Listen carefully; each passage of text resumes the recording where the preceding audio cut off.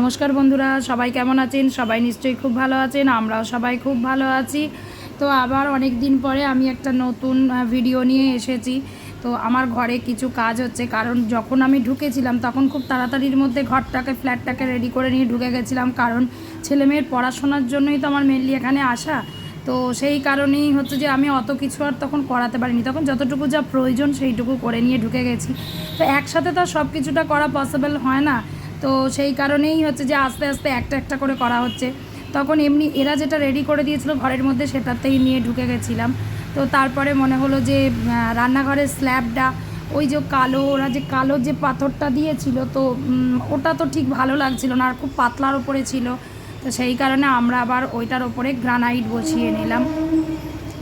তো সেই কারণে গ্রিন গ্রানাইট, আমাদের ইচ্ছা ছিল হোয়াইট গ্রানাইটটা লাগানোর, কিন্তু আমি যে টাইমটা কাজটা করালাম ওই টাইমটাতে না হোয়াইট গ্রানাইটটা পাওয়া যাচ্ছিল না।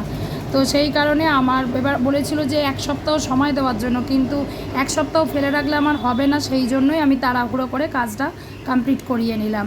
তো সেই কারণে আমি স্ল্যাবের ওপরে গ্রানাইট বসালাম। আর এখন যেগুলো উঠেছে মডিউলার কিচেন আমি সেভাবে করাইনি, কিন্তু তবুও কিছুটা করেছি। সেই কারণে মানে কিচেনের যে স্ল্যাবটা আছে স্ল্যাবটাকে কেটে গ্যাসের ওভেনটাকে মানে ভেতরে একদম পুরো স্ল্যাবের সাথে সমান একদম একই লেভেলে করে নিলাম। তো তারপর যেটা হচ্ছে যে আমার বেসিনটা যেখানে আছে, ডাইনিংয়ে যে বেসিনটা এমনভাবে আছে যে হাত মুখ ধুতে গেলে না জলটা মানে দেয়ালে ছিটকে পড়ে, মেঝের মধ্যে পড়ে। তো দেয়ালে ছিটকে পড়ে পড়ে দেয়ালটা না মানে নোংরা হয়ে যাচ্ছিল, যে কারণে বাধ্যতামূলক দেয়ালটাকেও একদম পুরো ওখানটা টালি বসিয়ে দিলাম।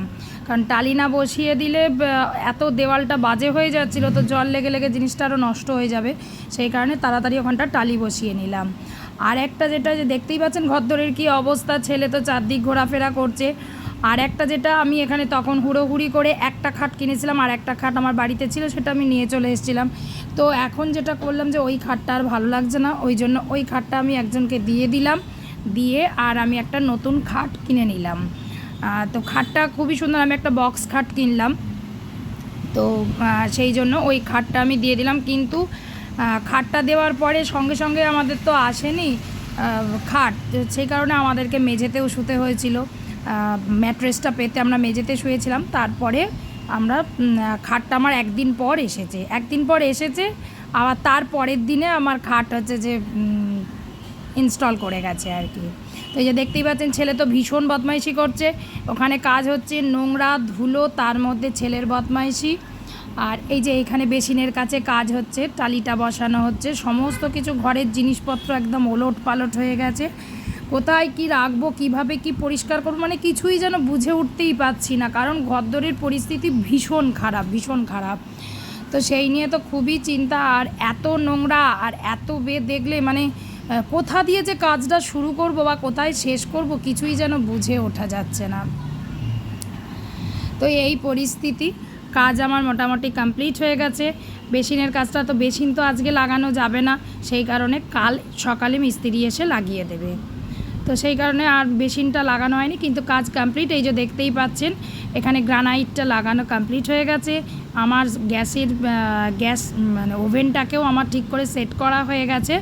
তো সবই মোটামুটি সেট হয়ে গেছে, কিন্তু এখন সমস্যা যেটা পরিষ্কার করা মানেই এখন মাথা খারাপ একদম, যে এত জিনিসপত্র কোথায় কি রাখবো। তো সেই দিনের মধ্যেই আমি সমস্ত পরিষ্কার করেছি, কারণ পরিষ্কার না করলে না ঘরদোর নোংরা হয়ে পড়ে থাকলে একদম ভালো লাগে না, তখন যেন মনে হয় যে কীরকম একটা যেন অস্বস্তি লাগে। আমি একদম নোংরা ঘরদোর পড়ে থাকলে এরকমভাবে থাকতে পারি না, তো এই জন্য সমস্ত পরিষ্কার পরিচ্ছন্ন করা চলছে।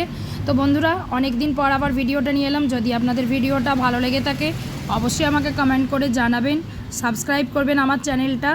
আর আপনারা সবাই কিন্তু ভিডিওগুলো দেখবেন। আমি আবার নতুন ভিডিও নিয়ে খুব তাড়াতাড়ির মধ্যে আসছি, আসলে ব্যস্ততার মধ্যে সব সময় হয়ে উঠছে না। তো আপনারা সবাই ভালো থাকবেন, আমিও ভালো থাকবো। টাটা বন্ধুরা।